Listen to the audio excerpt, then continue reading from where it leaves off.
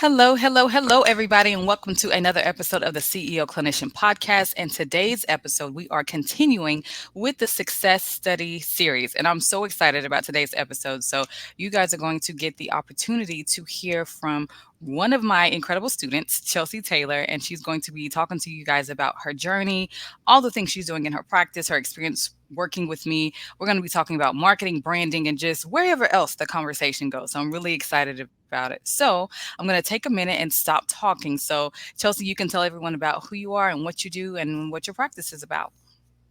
Hey guys, and thank you, Kamisha, for having me on. My name is Chelsea Taylor, and I'm a licensed clinician here in the state of Arkansas. I have a private practice called Chat with Chels Counseling Services, where I cater to young adults who are going through life transitions, struggling with depression and anxiety. I like to help people through gardening as well, so I do some creative work, whether that's in a group setting or private setting as well. And I like to just really help people that are struggling through life transitions, whether it's a new house, a new car, a new baby, maybe moving to a different state, or starting a new journey in their education. One of my favorite things to do with clients working in the garden is helping them kind of build up those resilience skills, learning to pour back into themselves, and just really caring for themselves. So I like to do some work outside as well, outside of the office as well in therapy. That part, I love it. When I did the training a couple years, not a couple years ago, it feels like it was a couple weeks ago, but it was the bonus training on how to be creative and not just clinical. And we talked about getting out of the office and all the cool things you can do that don't have to be directly connected to one direct care or even therapeutic, but even just to enjoy life and do something you're passionate about. So I'm so glad you're doing that. Thank you. So let's talk about this niche, these millennials and Gen Z folks, people in transition. How Mhm. did you decide what you wanted your niche to be? I think one of the ways that I decided like where my niche was kind of just doing some deep work on myself. Like where do I feel I'm needed, and what area when it comes to like a population or specialization that I was really invested in. I didn't want to get burnt out. I definitely wanted to be passionate with the people that I was supporting, and I think I connect really well to young adults, especially millennials and Gen Zs. And so it just kind of went through there. Life transitions has been a big thing, especially going to college, being those first generational kids to go through that path and stuff, or having a new baby, making a big purchase, moving away from home. And it just really fell into place with me. I love that. And I'm glad you clarified it because anyone that's been listening to the podcast, or if you came to the 3 day challenge with me, you know how I feel about adding life transitions to a niche because it's vague. But if it's the transitions of a particular group of people, then I feel like that's still niche specific, right? Because, like you said, Right. Gen Z and millennials, there's always transitions, there's always adjustments. Like you said, like moving and new jobs, internships, like those are different type of transitions that maybe a baby boomer won't experience because they're just in a different season of life. So life transitions are okay, everyone. Just just so we're clear, I'm not anti-life transitions as a business coach. I just think you need to make it clear which transitions you want to be working with and what type of people and what season of life are they actually in, and making sure that part's clear in your marketing. So I'm so excited. But I got to slow down because I got to make sure I stick with my show notes and my flow so my podcast producers don't get upset with me. So here's my other question. I know you worked with me for 8 weeks, and I love the fact that you're into gardening. I'm not a gardener person. I like eating vegetables. I don't do bugs. So that's why I'm thankful for folks like you that make it easy for folks like me. But you worked with me for 8 weeks in the program, private practice ready. I think you finished like December ish of last year. Yeah, it's Yeah, coming up at a year. University of last year. So exciting. So tell us about the clients that you now get a chance to work with now that you're clear on this niche. Like, what are you doing in the practice? Oh yeah. So I started, I want to say first thing January, hit the floor running after I finished the class. I was ready to launch, and I did that, and they started flowing in. I see people mostly who are transitioning into college right now, young adults, and some who are like transitioning to new states, specifically moving here to Arkansas. And I've been working with them online, and seeing men and women from a different age range. Some who are very younger, Gen Zs, and some who are like those millennials, closer to like new 30s, like early 30s. And so it's been a great experience helping them navigate through that journey. I love it.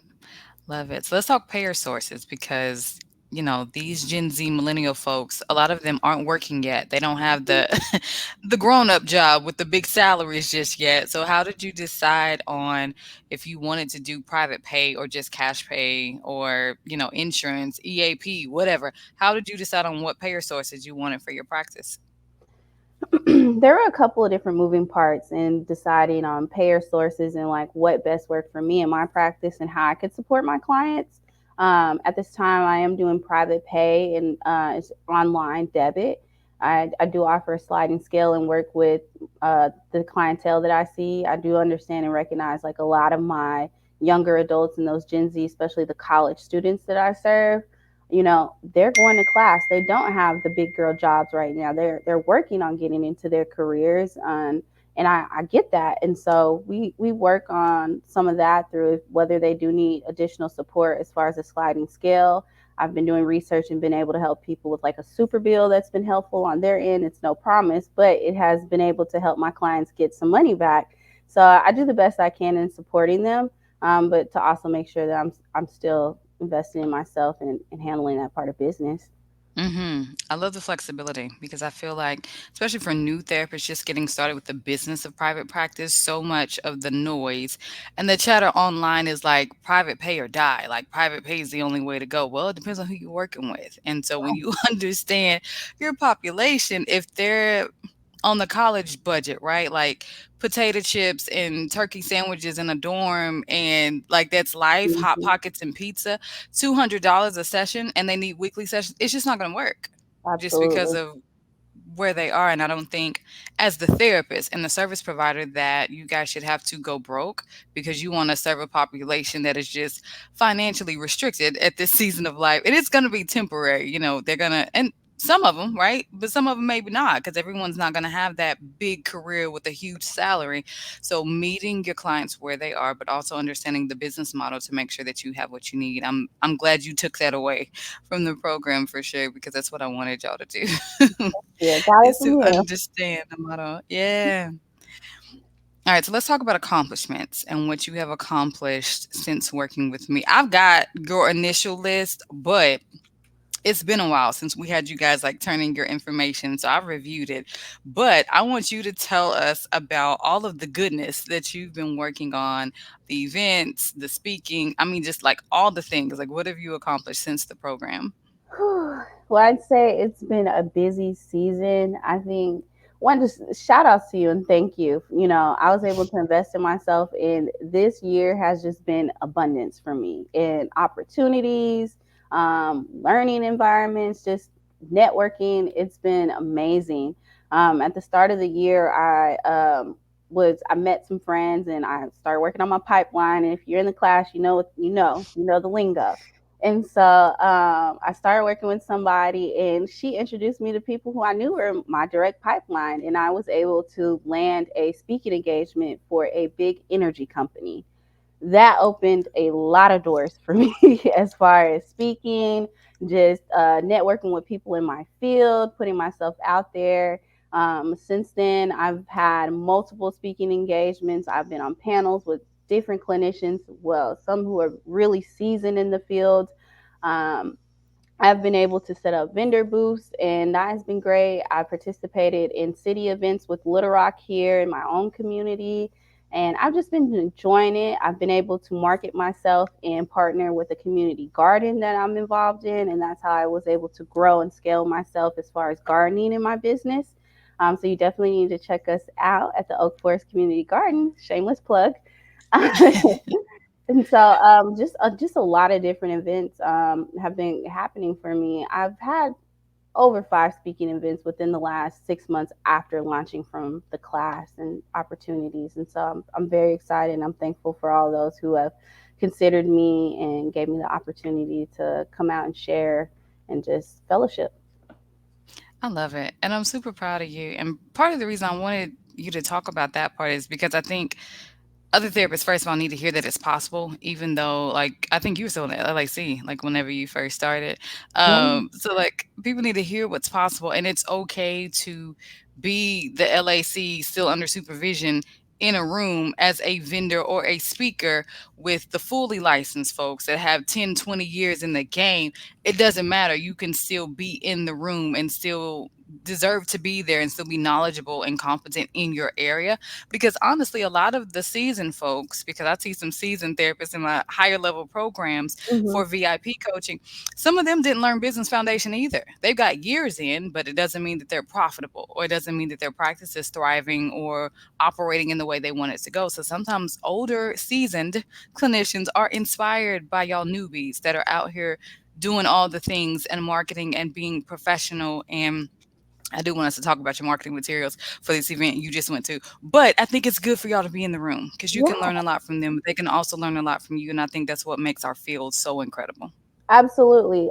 This last opportunity that I had, I was on a panel for a mental health summit. I was the only LAC on the panel. There are people with like 20 years of experience. There were so many other clinicians who came up, introduced me like, "Yo, I've been seeing you online. Chelsea, is this you? Like, nice to meet you." Like, knowing who I was, and I'm just like, "Me?" Like, so it's amazing, like LACs deserve to be in the room, and they can be. Like it, you can do it. You can do it. Hmm. Oh, I love that.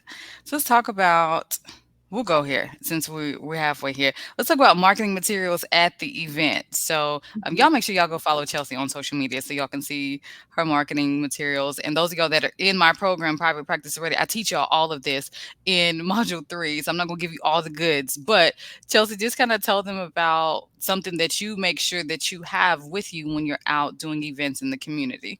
Okay. So without spilling so much of the tea, I that is a big compliment I always get from people. Even at this last event, a lot of the again, they were all seasoned clinicians came up to me about my marketing material, but it was what I was taught through the course. So I have a bag, my travel bag, and it has all of my material. I restock it after my events. And so I'm always prepared. If the opportunity arises, I had maybe the event before last. It was a little short planned, and I was presented with the opportunity to participate and speak, and I had everything in my bag ready to go. I didn't know that I was going to have a table because they didn't tell me that I was going to be able to do a vendor table. I was just prepared to speak. But the opportunity arose for me to have a booth, and all of my material was in my car for me, ready to pull out and set up. And so I'll be ready to go. But that was what I learned in the course, to get ready. I love it. Love it. So y'all make sure that you are prepared. Make sure you keep marketing materials on you at all times in your trunk. We can give y'all that nugget and just keep a bag with you because you never know who you're gonna meet. You can go to a brunch or a wedding, and I'm not saying do business when you're out just living your life, but sometimes you don't know who's gonna be there. You don't know who's gonna be in the room. So if you have something in your car, you can say, "Oh, give me like 5 minutes. Let me run to the car, and I'll bring you some information back, and we can chat, set up something for next week."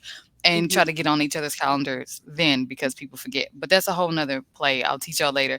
But I'm glad you were prepared and Thank you you. applied the coaching. So you told us about the accomplishments that you've had since completing the program related to the business. Let's talk about your personal accomplishments. Like, how has Chelsea grown as a person, and what have you noticed about yourself through the process? I think one of the biggest things that I had to learn and unlearn and relearn was budgeting. That was not a thing I was interested in. I don't even think I would even say the word budgeting when I first started the class. I did not like it. No. Um, I am way more organized when it comes to finances and telling my money where to go and how to use it. And I think that has really projected me to where I am now. Another thing was networking. I thought, I'm very sociable personality. I feel like bubbly and people attract to me, but I really honed in more on my networking skills and building that pipeline without going too far in the course. I think that really shaped me so much personally as well and professionally. Like I've been able to connect with a lot of people, not even just in my area of Central Arkansas. I have connections in Northwest Arkansas now. I have connections in the Delta area from clinicians, and we recommend, we chat and talk to each other and keep in. And it was as little as like introducing myself and like, let's have an online coffee date, let's have an Mhm. online lunch date. And I started building these natural connections with people. And I think that even helped me working on my confidence, being able to speak and connect with people more. So it's that's like three. So one of the biggest things that has happened to me since taking the course as far as personal growth too. Yeah, I love that for you.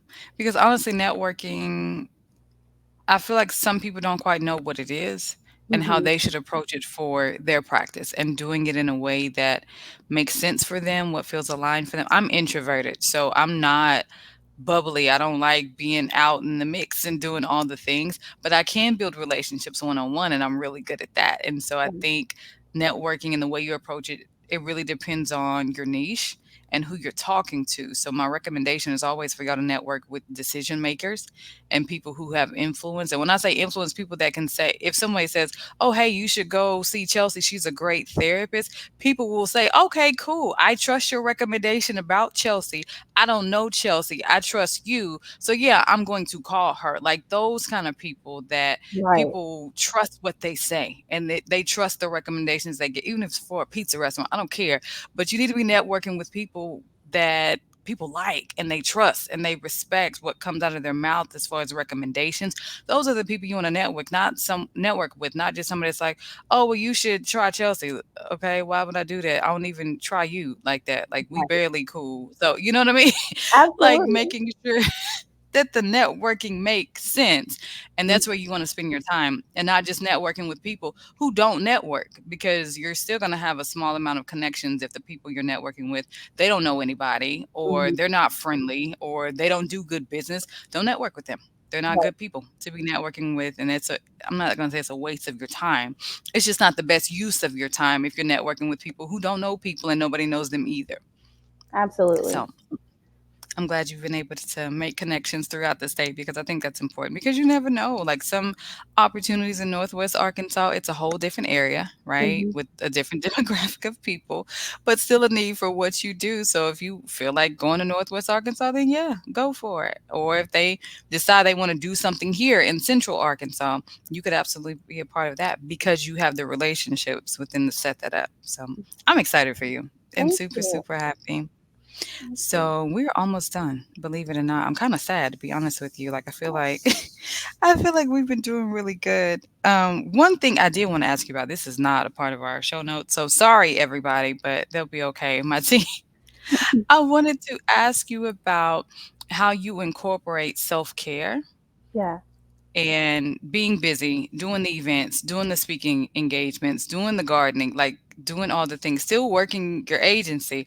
Like, Mhm. how do you take care of Chelsea in the middle of all that as a new therapist? It can get tough.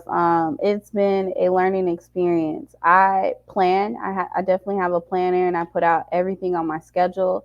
I've had to learn to say no and get comfortable with that. There was an opportunity that arose in between this last event, and then I had something else, and it was going to be another week in between that, and it would have been back to back to back. And I ended up, having to reevaluate, does this line up with me, and can I really fully, participate in this and show up? And I couldn't. So I turned it down, and I spent that week rebuilding myself up, recharging myself up so I could show up the next week. I've also started learning, the 2 years in experience. I think it was like, okay, I was taking a vacation every 6 months and I was exhausted. This year I tried to do it a little more, and I realized, no, I need to be taking off, even if it's not a vacation, every 3 to 4 months. And so you're just kind of, filling out your routine, being able to look at your schedule and plan correctly, and making sure you actually make time to care for yourself is the biggest thing. Nails are a big thing for me. I got to do 2 Halloween sets, so I was excited. I Yay! spent my weekend at the nail shop, and I watched Love Is Blind. That was my thing. So making time, and realizing that taking breaks is necessary. Like you don't have to go anywhere extravagant. Like I had a nice chillcation at the house. Mhm. So Yeah, like, yeah, 2 to 3 months just pouring into yourself, and pausing I at the love pause. that. Yeah. Yeah, and honestly, I think a lot of people need to learn that and implement that into their own lives, because every invitation is not an opportunity. Yeah. You know what I mean? Like, there is a difference, because as therapists, especially, even if you work with me or you don't, but there's always going to be invitations for therapists to be in the building, because everyone is on a mental health kick, and we should be as a country. There's Yeah. all kind of new mental health initiatives. So there's a lot of invitations like, oh, we need to have a licensed mental health professional in the room. And you should, event planners that are listening to the podcast, you absolutely should. However, for the therapists that are going, it's okay for y'all to say no Yeah. if your ideal clients are not in the room, or if you don't have time to go, or if you don't believe in their mission, right? Some of them, Hmm. like, they want a therapist in the room, but they're not taking care of their people, and they're putting their staff at risk because of, just all kind of crazy caseloads, or you Right. found out they're doing something fraudulent with the services. If it's a nonprofit or for-profit setting, it doesn't matter. But if you hear something or it just doesn't feel right, even with the invitation, don't go. Oh yeah. Every invitation is not an opportunity. And I think that's where discernment and wisdom is important, because sometimes when you're like, oh, Kamisha said I need to get out there, or I know I need to be marketing my business, every invitation is not an opportunity. Absolutely. And I'll let you speak to that. How do you kind of decide, okay, is this somewhere I need to be, or I know I can turn it down, but like, how do you navigate that? Yeah, I think it's starting to come a bit more easier. It's still developing for me. I like I said, I finished the course this past December, and I started, the ground running in January. And there was other opportunities before that was maybe like 2 weeks ago that came up, and I was a little nervous the first time I think I reached out, but like asking myself to like, is this what I need? Like, yes, I want to be out there and I want to help people, but this isn't even my population. Am I prepared for this? Can I show up? I'm not prepared and I can't show up. I don't want to put myself out there, and I'm not saying you have to put your best foot forward, but like to show up and just be all over the place. It wouldn't have been a good way to market myself or to put my business out there. What the people are doing in the community. Is this what I want to attach my brand to? And that's one of the bigger Hmm. questions I have to ask myself every time I work with people. Is this what I want to attach Chat with Chelsea to? What does their mission work like? Those are kind of things I just flow through before I accept the invitation. I always ask for people to send me information, tell me a little bit more about what they're doing, and hey, I'll reach back out to you, and we can set up a time to connect. I never just say yes, as soon as you come up to me about the idea, because your energy is up. You're like, oh my God, this is amazing. You don't know what you just signed yourself to. So I like to try to draw myself back in and look over what's going on, dates, times, their mission, what they're doing, what I'm doing. How does this work well for both of us? And maybe it doesn't. And that's an opportunity to be like, hey, I can't show up for you for this, but I do have a friend who I think may Hmm. be a better fit, and plug them in. So, I love that. And I think just from like a heart posture place, and your willingness to share an opportunity that was an invitation, mhm. that kind of became an opportunity, but your willingness to share if it's not a good fit or you're unavailable, I think that's how you'll always continue to be invited to Yeah. other spaces, because I think there's more than enough space for everybody to show up and to be a vendor or to be a speaker, but just knowing when and where you need to be, and if it's in alignment. And sometimes it's not, like, it's okay to go if it's a passion project or you're interested, but I do think it's important to do your research so you can protect your brand, so you're not associated with craziness and you don't know anything about it. You just went because they asked. So I'm glad that you're disciplined enough to do your research and check in and Yeah, be your own little personal investigator before you make a decision about an opportunity. So I think that's really good. All right, absolutely. so we are wrapping up for real. So can you tell people, like, what you want them to know about business coaching with me, about your experience, anything about that? I would say to my people who are watching and they're on the fence, this is your sign to jump in and go 1,000% for yourself. I was where you were. I was watching, I was looking, I was like, I want to do this, but I kind of danced a little bit, like nervous. Go all in for yourself. This was the best investment I made for myself. I tell people all the time, not just professionally, personally. Take the class, learn out all that you can, and ask questions. Don't be afraid to reach out, even if there are some barriers that are going on, just get connected and ask. You never know what somebody's willing to do to help you or work with you through. And so invest in yourself, not just professionally, like personally. And this is an opportunity to do so. So I want to share that with you. If you're watching and you're still on the fence, this is the sign. Amazing. Thank you for that. And I think these conversations are important not just for promo, but because it's not normal for us to have business coaches. It's No, more like, oh, get a supervisor. Like, well, we got that. But if the supervisor doesn't know anything about business and marketing and branding and entrepreneurship, that side you just won't learn through supervision. And you're still gonna have to work with a business coach or a consultant if you want to do private practice the right way and be right. profitable and have the structure that you need and the marketing that you need to make sure you can see clients, but you can also enjoy your life and not have to make hard decisions like, okay, do I buy groceries and get gas or do I pay my car note? Like, we're not doing Hmm. that anymore. You guys have worked really hard, all these thousands of hours for our license and continuing education, working for agencies like y'all deserve to get paid and to be able to rest. And so that's what business coaching gives you. And you'll need more coaching later. Like, I won't, those of you that are coming to work with me, I won't be the only coach you ever need in your business. It depends on what you're working on. If you decide later, like, ooh, I want to do retreats for puppies, I don't do retreats for puppies. I don't teach that. So you're going to need to work with a coach that specializes in this, animal assisted emotional support, puppy retreat, whatever. That's Right. not me. So you'll definitely need to work with someone who specializes in that. So, but thank you for your kind words. I always appreciate it. I think you're such an inspiration to new therapists Yeah.